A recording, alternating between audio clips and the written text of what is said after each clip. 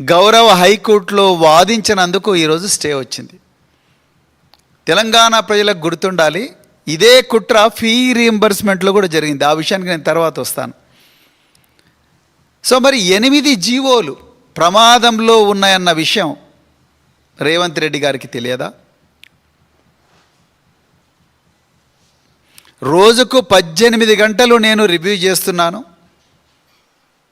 అని చెప్పి ఆ రివ్యూల కోసమే నేను ఒక ప్రశాంతమైన వాతావరణంలో రివ్యూలు చేయాలని చెప్పి దాదాపుగా 200 కోట్లతోని మర్రి Chennareddy institute of human resource డెవలప్మెంట్లో బోధి అని చెప్పి ఒక కొత్త ఇల్లు కట్టుకొని, బంగళా కట్టుకొని, ఒక సౌధం కట్టుకొని రాత్రి 12 గంటలకు ఎవరికీ తెలియకుండా గృహప్రవేశం చేసి అందులో నేను రోజుకు 18 గంటల రివ్యూ చేస్తున్నా రేవంత్ రెడ్డి గారు, మీకు 13 లక్షల మంది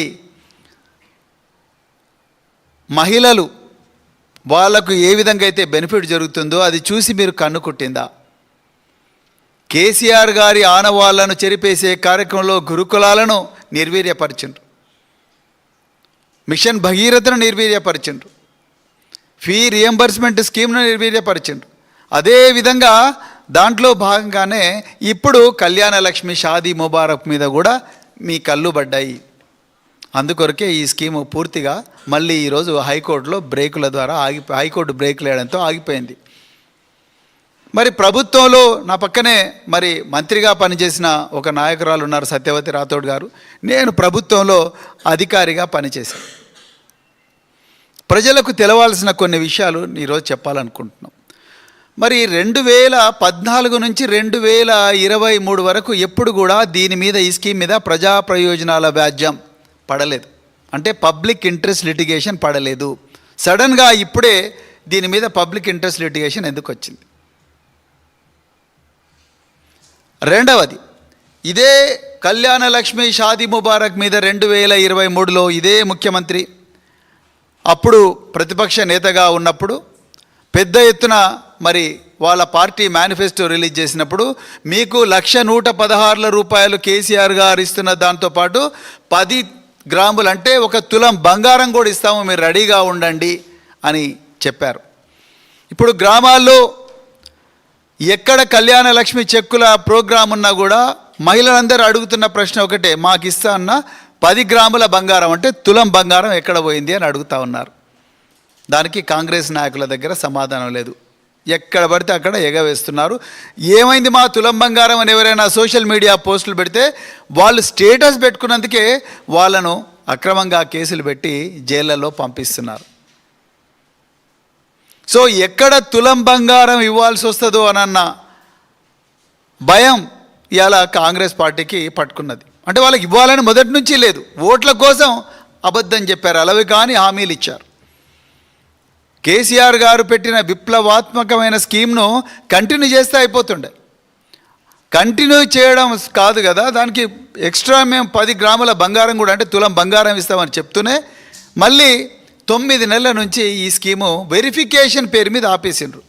ఇలా ప్రశ్న అడుగుతున్నాం మేము, ఏమయ్యా మీకు పెళ్ళి అయిందంటే నీకు కావాల్సింది పెళ్లి కార్డు, అమ్మాయి మేజరా మైనర్ అని తెలుసుకోవడానికి బర్త్ సర్టిఫికెట్, అమ్మాయి ఆధార్ కార్డు, అదేవిధంగా వాళ్ళు పేదవాళ్ళ కాదని తెలుసుకోవడానికి ఒక ఇన్కమ్ సర్టిఫికెట్.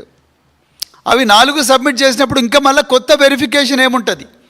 సో అనవసరంగా బట్టగాల్చి మీదేసి వెరిఫికేషన్ పేరుతో గత 9 నెలల నుంచి ఈ షాదీ ముబారక్ అదేవిధంగా కళ్యాణ లక్ష్మి చెక్కులను ఈ ప్రభుత్వం రిలీజ్ చేయడం లేదు. సో ఇప్పుడు కొత్తగా విజయ్ గోపాల్ అనే ఒక యాక్టివిస్టు, ఒక అడ్వకేటు గౌరవ హైకోర్టులో ప్రజా ప్రయోజనాల వ్యాజ్యం వేసిండు. 8 జూలై నాడు వేసిండు. నిజంగా ప్రజా ప్రయోజనాల వ్యాజ్యం వేసిన వెంటనే మొట్టమొదట ఆయన పిటిషన్ లిస్ట్ అయిన వెంటనే ముందు గవర్నమెంట్ ప్లీడర్లకు నోటీసులు పోతాయి. అంటే ఆయన ప్రతివాదులుగా ఎవరిని పేర్కొన్నాడు? Principal secretary BC welfare, principal secretary SC welfare, principal secretary tribal welfare, principal secretary minority వెల్ఫేర్ను ప్రతివాదులుగా పేర్కొన్నాడు ఆయన. సో పిటిషన్ లిస్ట్ అయిన వెంటనే ఫస్ట్ జరిగే పని ఏంటయ్యా అంటే ఇక్కడికి ఈ 4 నోటీస్ పోతుంది. ఇగో మరి ఒక విజయ్ గోపాల్ అనే ఒక అడ్వకేటు ఇది రాజ్యాంగ విరుద్ధం, ఈ రాజ్యాంగంలో ఉండే అధికరణాలకు విరుద్ధంగా ఉన్నది, మరి సామాజిక న్యాయానికి సమానత్వానికి విరుద్ధంగా ఉన్నదని ఆయన అంటున్నాడు. అసలు మీ జీవోల ప్రకారం జీవోలతోని సంక్షేమ పథకాలు నడపడం కాదు, దీనికి చట్టబద్ధత ఉండాలి అని చెప్పి ఆయన అంటున్నాడు. మీ రెస్పాన్స్ ఏంటి అని చెప్పేసి మరి ఆ రోజు నోటీసులు ఇష్యూ చేసిండు. అడ్మిషన్ అయిపోయింది. ఏది 8వ తారీఖు జూలై నెలలో. ఇక గమ్మత్ ఏందయ్యా అంటే 8వ తారీఖు జూలై నెలలో అయితే ప్రతిసారి కూడా అడిషనల్ అడ్వకేట్ జనరల్ గారు, వీళ్ళ జీతం ఎంత ఉంటుందో తెలియాలి ప్రజలకు, అడిషనల్ అడ్వకేట్ జనరల్ గారు కానీ అడ్వకేట్ జనరల్ కానీ ఎప్పుడైనా కేసులకు అటెండ్ అయితే 3 లక్షలు 4 లక్షలు 5 లక్షల రూపాయలు కేసుకి ఇంత తీసుకుంటారు. వాళ్ళు ఒక అపియర్ అయ్యి గవర్నమెంట్ తరఫున మాట్లాడితేనే వీళ్ళకి లక్షల రూపాయలు, కేసుకు ఒక 3-4 లక్షల రూపాయలు పోతుంది. ఈ అడ్వకేట్ జనరల్ గారు మరి వాళ్ళు 1, 2, 3 ఎన్ని వాయిదాలు పడ్డాయి? 8వ తారీఖు నాడు ఒక వాయిదా పడ్డది, 5వ తారీఖు నాడు 5వ తారీఖు నాడు, తర్వాత ఆగస్టు 6వ తారీఖు నాడు, మళ్ళీ 7వ తారీఖు నాడు.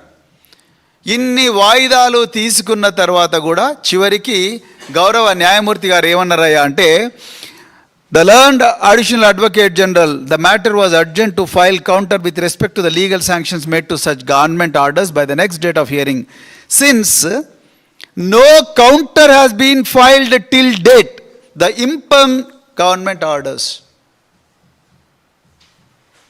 అంటే ఈ నెల రోజుల్లో గవర్నమెంట్కు ఈ లక్షలాది మంది జీవితాలను ప్రభావితం చేసే ఈ గొప్ప స్కీమ్, బాల్య వివాహాలను నియంత్రించే స్కీమ్, అప్పు చేయకుండానే పెళ్లి చేసే ఏదైతే స్కీమ్ ఉందో పేదవాళ్లకు, ఆ స్కీమ్ గురించి రివ్యూ చేసి గౌరవ హైకోర్టులో న్యాయమూర్తి ముందర ప్రతివాదన వినిపించడానికి ఫైల్ చేసే కౌంటర్ తయారు చేయడానికి మన అధికారులకు టైం దొరకలేదంట. సత్యవతి రాథోడ్ గారు ఇక్కడే ఉన్నారు. ఎప్పుడైనా హైకోర్టులో ఒక పిటిషన్ పడ్డ వెంటనే జీపీ, ఆ డిపార్ట్మెంట్ జీపీ వెంటనే ప్రిన్సిపల్ సెక్రటరీకి లేకపోతే కమిషనర్కు ఫోన్ చేస్తాడు. ఫోన్ చేసి మీ మీద ఒక పిటిషన్ పడ్డది, అర్జెంటుగా కౌంటర్ తయారు చేసుకోండి.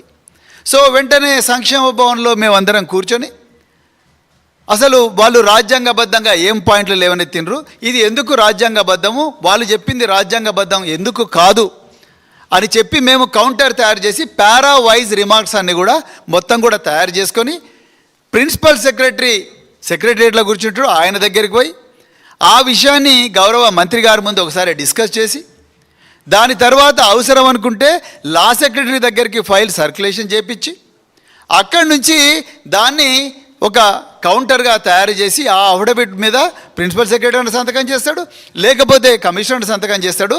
సంతకం చేసి అక్కడికి కోర్టుకు తీసుకుపోయి సబ్మిట్ చేస్తారు.